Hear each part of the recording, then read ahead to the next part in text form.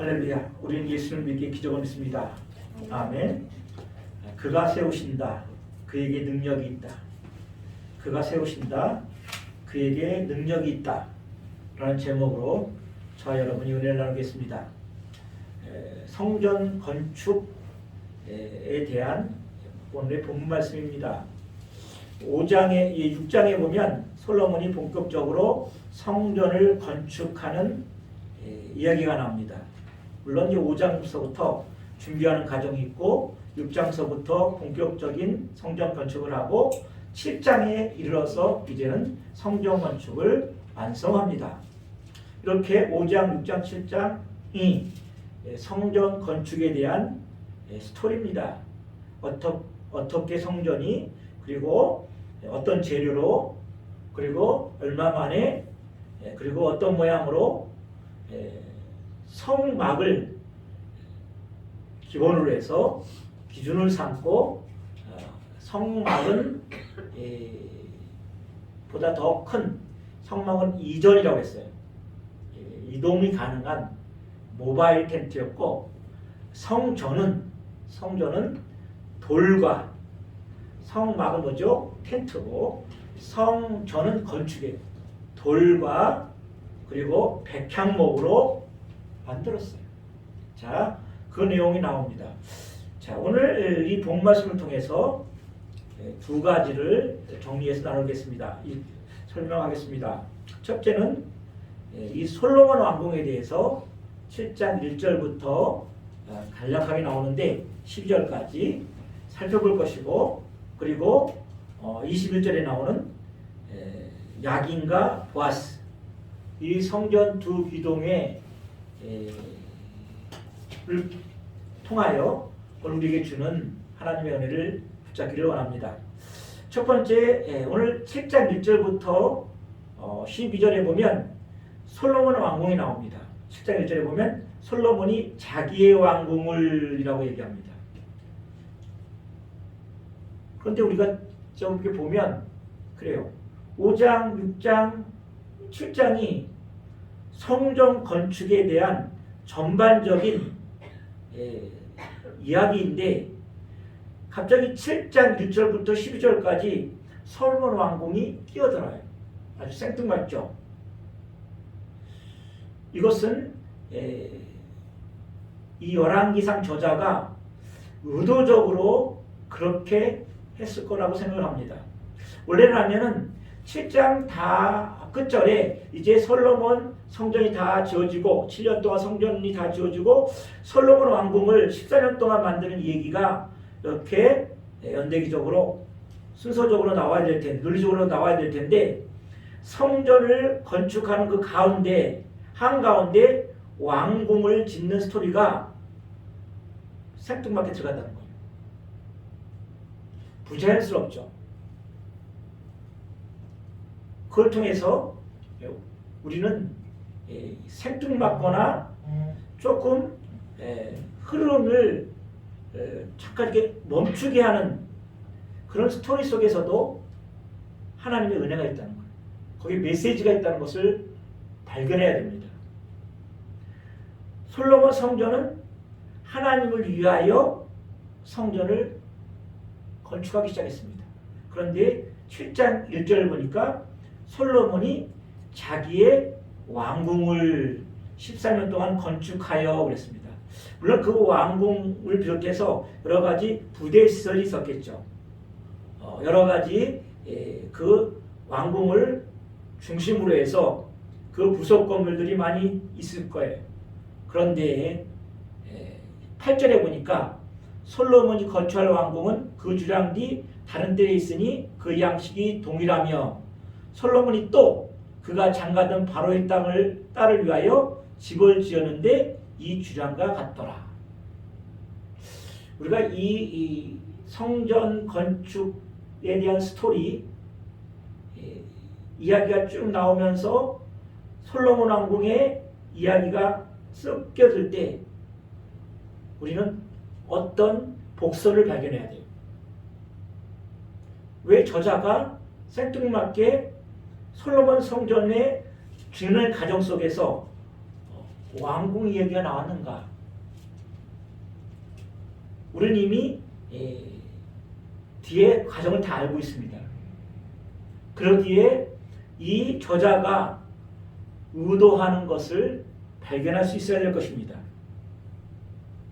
솔로몬 성전은 7년 만에, 왕궁은 13년 동안, 그리고 그 용적량도 이제 나중에 자세히 살펴보면 알겠지만 용적량도 길이, 가로, 세로, 높이, 그 용적량이죠.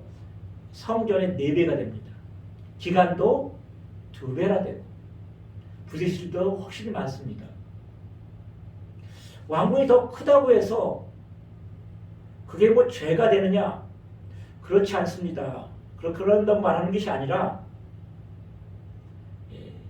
1절에 보면 솔로몬이 자기의 왕궁을, 그리고 8절에 그가 장가든 바로의 딸을 위하여 집을 지었는데 라고 했습니다. 저자는 의도적으로 바로의 딸이라고 얘기합니다. 그리고 우리가 11장에 넘어가면, 우리가 앞으로 이제 계속 열왕기상을 가지고 강해 설교를 할 터인데, 미리 가서 우리가 열왕기상 11장 제가 읽어드릴 테니까 그냥 들으세요. 열왕기상 11장 2절에 보면 여호와께서 일찍이 이 여러 백성에 대하여 이스라엘 자손에게 말씀하시기를 너희는 그들과 서로 통혼하지 말며 그들도 너희와 서로 통혼하게 하지 말라. 그들이 반드시 너희의 마음을 돌려 그들의 신들을 따르게 하리라 하셨으나 솔로몬이 그들을 사랑하였더라. 왕은 후궁이 700명이요 첩이 300명이라 그의 여인들이 왕의 마음을 돌아서게 하였더라. 이 1000명의 아내를 잊기 위해서 얼마나 많은 방을 지었을까요? 그리고 이 1000명의 후궁들, 아내를 위해서 얼마나 많은 시설을 했겠어요?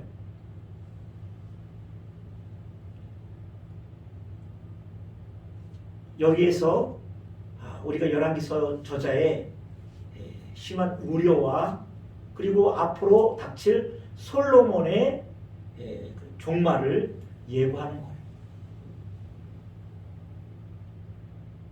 솔로몬은 성전을 지어줌으로 말미암아 전무후무한 왕이 됐어요. 부귀한 전무후무한 왕이 됐고 그 성전 이름을 솔로몬 성전이라고 얘기했어요. 솔로몬이 위대했던 것들은 그 앞에 솔로몬 성전이라고 하는 고유명사에 솔로몬이 붙었기 때문에 그 솔로몬 성전이 보통 명사가 되면서 그의 명성과 그의 이름이 알려지게 됐지만 그 사이 중간에 솔로몬 왕궁이라는 것이 들어서서 결국은 가장 지혜로운 자가 가장 어리석은 자가 됐다는 거예요. 신명기에 보면 왕들은 많은 여인을 거느리지 말고 말들을 위하여 애국과 거래하지 말라고 했어요. 솔로몬은 솔로몬 성전을 지으면서 이제 우리가 8장 9절에 보면 솔로몬의 기도가 나옵니다. 위대한 기도죠. 그 기도를 보면 솔로몬이 얼마나 하나님을 사랑하고 믿음이 있는가를 보여줍니다. 그럼에도 불구하고 그 가운데 솔로몬은 왕궁이 있었다는 거예요. 우리 인간은 모순적인 존재예요. 우리는 생명은 예수의 생명이 있으면서 또한 우리 안에는 죄를 향해 달려가고 싶은 옛사람이 우리와 함께 있어요. 어떻게 한 입에서 쓴물과 단물을 낼 수 있습니까? 그럴 수 없죠. 근데 그게 인간에게는 가능하다는 거예요. 이게 바로 모순된 존재예요. 참으로 엄청난 모순된 존재예요. 어떻게 하나님의 성전 안에 성전을 짓는 가운데 저자가 솔로몬 궁을 언급했습니까? 우리는 계속해서 성전에서 예배하고 하나님의 음성을 듣고 하나님과 동행하지만 또 한편으로는 왕궁에서 1000명의 아내를 위해서 집을 짓는 인생을 산다는 거예요.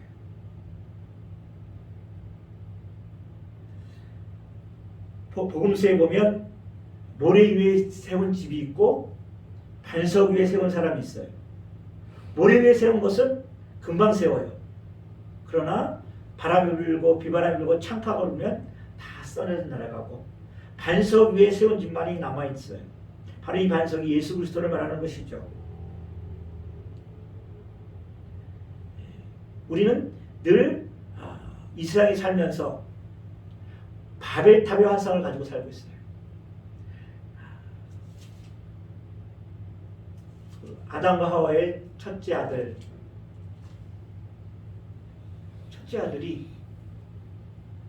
가인이 유리하는 자가 됐습니다.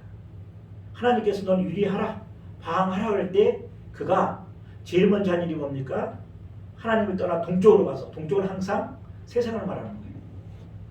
동쪽으로 가서 가인성을 세웠어요.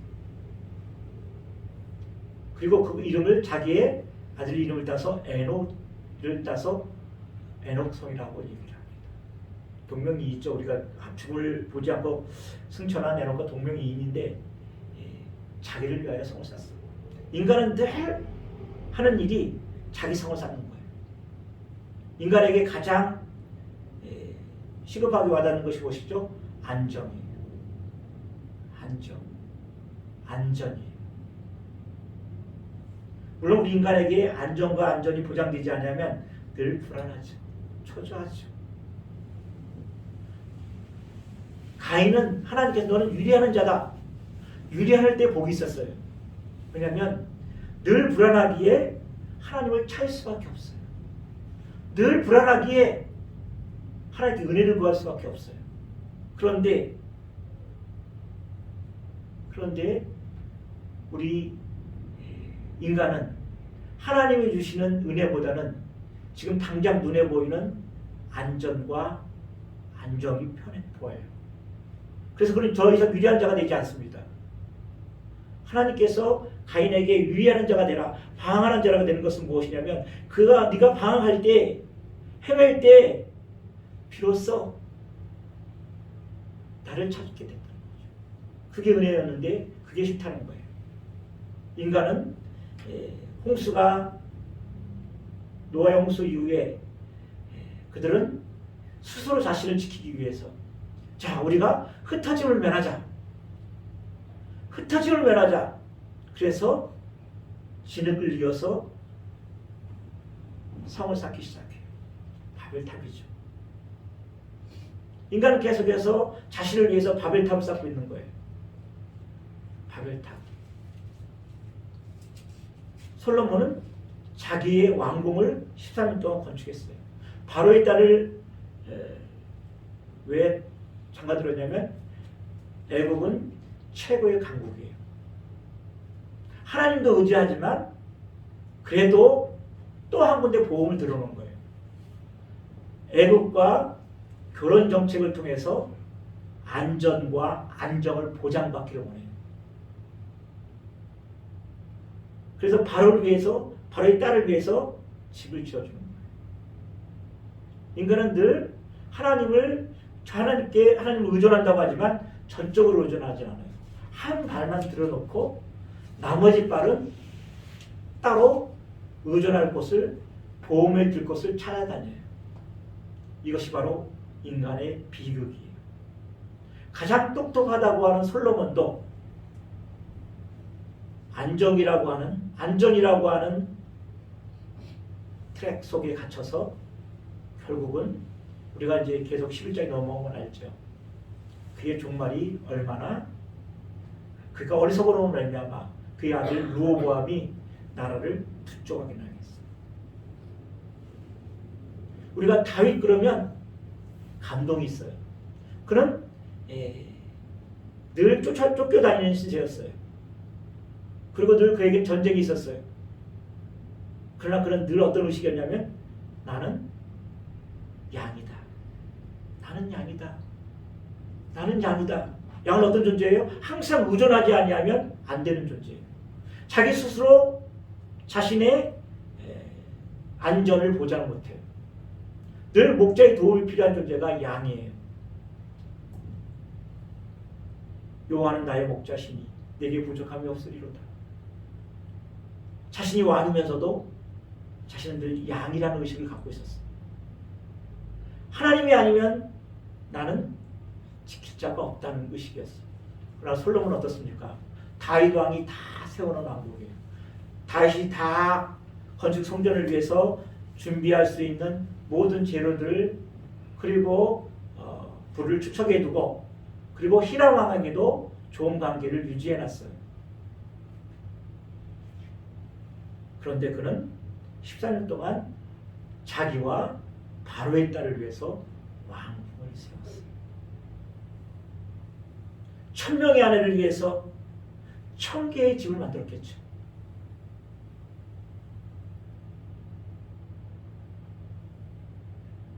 우리의 소유가 나를 지키지 못합니다. 나의 소유가 나의 안정을 보장하지 못합니다. 제가 늘 말씀하는 거 있죠. 하나님은 변수를 사용하신다고. 좋은 집, 좋은 가정, 넉넉한 물질, 건강, 가정의 평화, 상수예요. 돈 좀 있고 건강하면 행복하다는 게 상수예요. 그런데 하나님은 어느 날 갑자기 돌발적인 변수를 사용하세요. 사고를 나 건강을 잃어버리고 자녀들이 가출하고 건강을 잃고 세상의 일을 지켜주지 못해요. 하나님은 이 변수를 사용하세요. 두 번째, 오늘 보면 야긴과 보아스라는 기둥이 나옵니다. 좀 특이하죠. 이건 성막이 없는 겁니다. 야긴과 보아스 21절에 보면 이 둘을 성전의 주장 앞에 세우되 그랬어요. 원래 기둥은 건물을 떠받치는 역할을 합니다. 안전하게 그 건물이 세워질 수 있도록 기둥을 만드는 거죠. 그래서 삼손이 이제 데릴라의 유혹으로 두 눈이 뽑히고 그래서 머리가 밀리고 블레셋에 잡혀갑니다. 거기서 연자맷돌을 돌리며 조롱을 달리고 살죠. 우리가 사탄의 유혹에 빠지면 머리가 밀려요. 두 눈이 뽑혀요. 그리고 연자맷돌을 달리는 지옥 같은 생활을 했죠. 그가 회개하면서 두 기둥에 섰습니다. 하나님 내게 다시 한 번만 힘을 주시옵소서. 밀어버립니다. 그래서 거기에서 3,000명이 죽죠. 이 삼손이 살아있을 때보다 더 많은 사람을 죽입니다. 기둥은 이렇게 건물을 지탱하는 역할을 해요. 그런데 이 야긴과 보아스는 그냥 이렇게 땅에 있는데 받치는 건물이 없어요. 그 위에 성류가 있고 백합이 꽃이 있다고 했어요. 성류는 율법이고 백합은 성도의 순결을 상결한다고 하는데 또 받치는 게 없어요. 그래서 많은 신학자들이 말합니다. 그러면 이 야긴과 보아스가 바로 성막의 구름기둥과 불기둥의 것을 상징하고 있지 않느냐? 그럴 수 있어요. 근데 저는 이렇게 봅니다. 바로 이 두 기둥이 보이지 않는 이스라엘을 지탱하고 있다. 보이지 않는 하나님의 나라를 이 땅에만 하나님 나라를 지탱하고 있지 않나.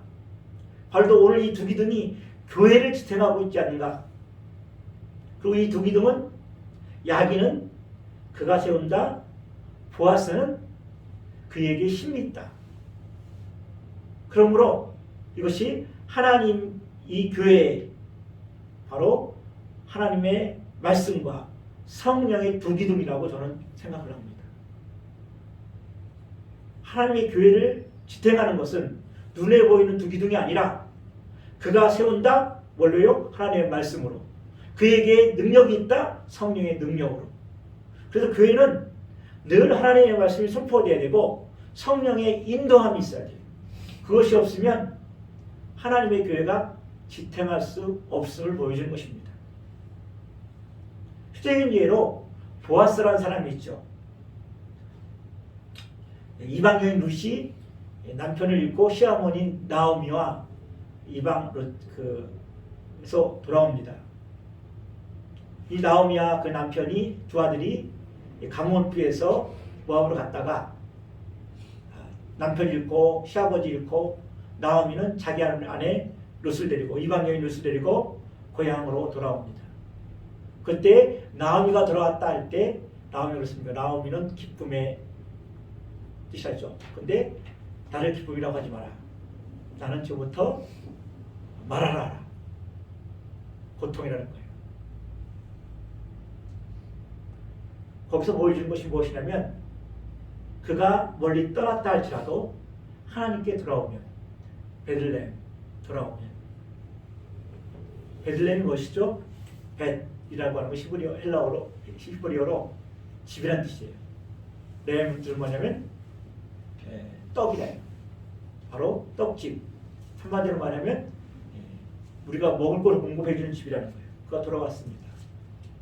그때 하나님께서는 보아스를 준비시키죠. 바로 그의 손자가 바로 누구죠? 다윗이죠. 보아스를 준비해서 우리가 룻의 스토리를 잘 알고 있잖아요. 보아스의 타작하는 곳에서 곡식을 줍다가 거기서 이제 룻이 어떤 여인인 걸 알게 되고 보아스가 이제 룻을 보게 됩니다. 보아스가 어떤 뜻이죠? 그에게 힘이 있다는 거예요. 룻에게는 보아스가 힘이 있어요. 지금까지 자기 어머니도 과부, 자기 시어머니도 과부, 자기도 과부, 나는 이방 여인. 아무런 희망도 없어요. 아무런 과부는 뭐냐면 가난의 상징이에요. 약함의 상징이에요. 자기가 의지하는 시어머니도 과부고 자기도 과부예요. 자기는 심지어 이방인이었어요. 근데 그가 보아스를 만났습니다. 그에게 능력이 있다. 하나님께 능력이 있다는 거예요. 우리도 마찬가지입니다. 우리가 성전에 들어갈 때 그가 세우신다. 그에게 능력이 있다. 마치 우리가 어떤 항구에 들어가거나 보면 방파제가 딱 있고 거기에 방파제 끝에 두 등대가 있어요. 낮에는 그냥 보험 들어가지만 밤에는 어떻게 저 항구로 들어가냐면 두 등대가 반짝반짝반짝해요. 그러면 그 사이로 들어가면 안전해요. 비바람이 치고 풍랑일 때도 그 항구에 들어가서 그 방파제 안으로 들어가야 안전해요. 저는 그것은 바로 성곽을 안전하게 항구로 이끄는 두 개의 등대, 야긴과 보아스라고 생각해요. 하나님의 말씀과 성령의 인도함, 그 사이로 들어가야 비로소 안전하죠. 우리가 멀리서 성전을 볼 때 그냥 들어오는 게 아니에요. 그가 세운다. 그에게 능력이 있다. 그가 세우고 그에게 능력이 있다. 하나님께서 그렇게 하실 수 있어요. 내가 매일매일 넘어집니까? 롯이 보아스를 만나든 우리는 성전에 들어갈 때 지금도 내가 쓰러지고 절망할 수밖에 없고 길이 없을지라도 희망이 없을지라도 그가 세우신다. 그의 능력으로 그것을 바라보며 성전에 들어와야 되는 거예요. 성전에 들어와서 그리고 번제단을 통해서 물두멍과 그리고 성소에 들어가서 하나님을 만나는 거예요.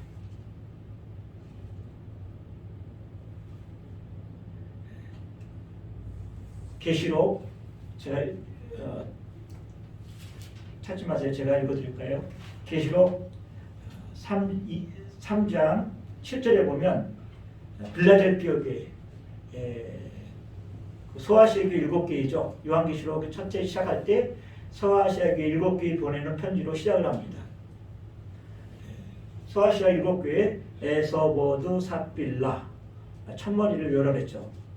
근데 빌라델피아 교회가 여섯 번째 교회로 3장 7절에 이렇게 나옵니다.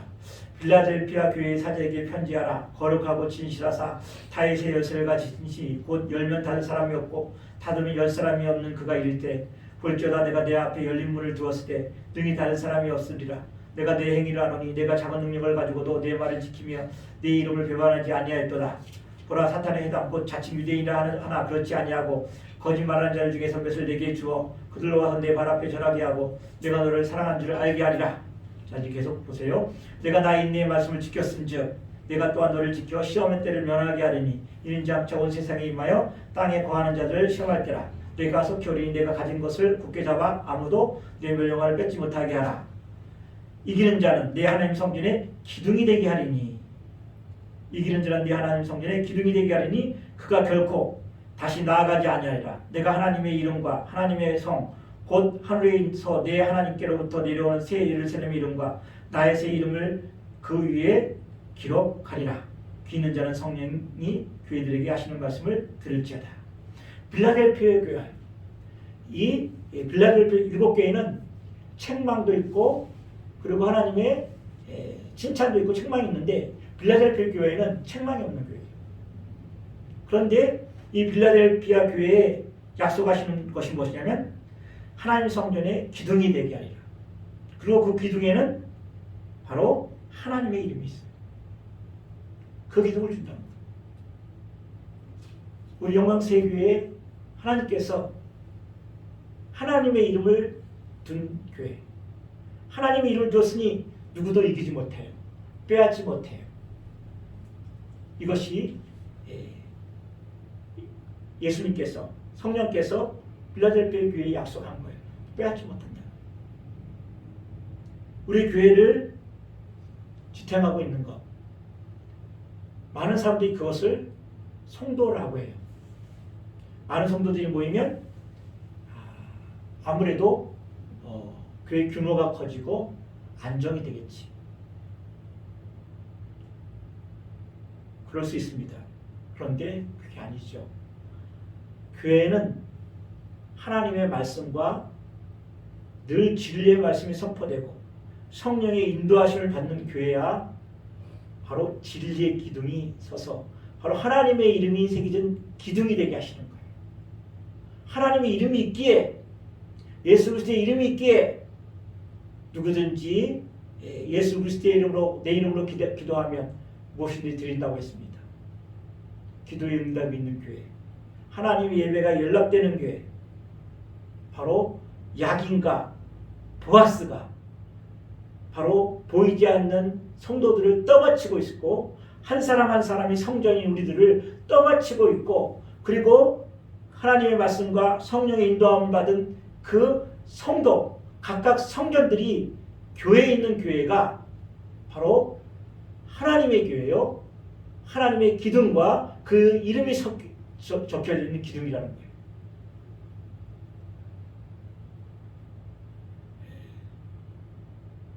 우리가 늘 기억해야 돼. 마지막으로 정리하며 말씀드립니다.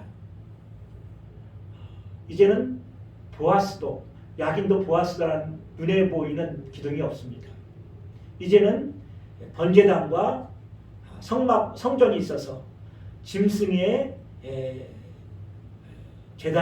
짐승을 잡는 소리나 어떤 그것을 태우는 연기도 없어요. 오직 이제는 하나님의 교회, 하나님의 나라인 교회에서 하나님의 성전인 우리가 말씀과 진리로 하나님의 말씀이면 일어서리라. 하나님의 말씀이라면 가고 하나님의 말씀이라면 멈추고 하나님의 말씀이라면 비록 내가 거슬리는 내 안에 있는 옛사람이 거슬리는 것이 있을지라도 듣고 성령의 인도함을 따라 사는 삶이 바로 야긴과 보아스, 솔로몬이 세워진 하나님의 성전인 거예요. 오늘 두 가지로 말씀드렸죠. 그럼에도 불구하고 우리에게는 아직도 자기의 왕궁을 짓고자 하는, 그리고 자기의 소유에 있는 1000명의 소유, 그 1000명의 소유를 위하여 방을 짓듯이 내 소유를 위해 또 집을 짓는 우리들입니다. 아무리 화려하고 아무리 웅장하고 강력하게 지었다 할지라도 하나님께서 바로 호흡을 불어버리면 다 날아갑니다. 다 날아가요. 그러나 하나님의 말씀과 성령으로 세워진 교회는 비가 오고 바람이 불고 창수가 불어도 반석 위에 세웠기 때문에 예수 그리스도의 이름으로 하나님의 기둥이, 이름이 새겨진 기둥이 있기에 우리는 오늘도 살며 기도할 수 있는 겁니다. 이렇게 우리 안에 야긴과 보아스가라는 기둥이 말씀과 성령으로 오늘도 우리와 함께 하시는 것으로 오늘도 승리하시는, 그리고 2024년도를 마무리하고 2025년도도 우리 안에 야긴과 보아스, 우리 교회 앞에 야긴과 보아스, 그가 세운다 하나님의 능력으로, 그가 세우신다 그의 능력으로, 이 신앙으로 내 안에 있는 성전, 내 인생의 성전을 지어가는 우리 되시기를 주님의 이름으로 축원합니다. 기도합니다. 하나님 감사합니다. 하나님, 나를 위하여, 내 소유를 위하여 내가 왕궁을 짓는 참으로 어리석은 삶을 살지 않게 하옵소서. 허접한 인생, 허망한 존재가 되지 않게 하옵소서. 오직 내 안에 우리 영광새교회와 우리 심령들이 우리 성령이 거하는 절이라고 했습니다. 야긴과 보아스, 그가 세우신다 그에게 능력이 있다. 그의 능력으로 세워가는 하나님의 말씀과 성령으로 우리 안에 있는 성전을 지어가며 오늘도 살며 기도하는 우리들이 되게 도와주시옵소서. 감사하며 우리 주 예수 그리스도 이름으로 기도하옵나이다. 아멘.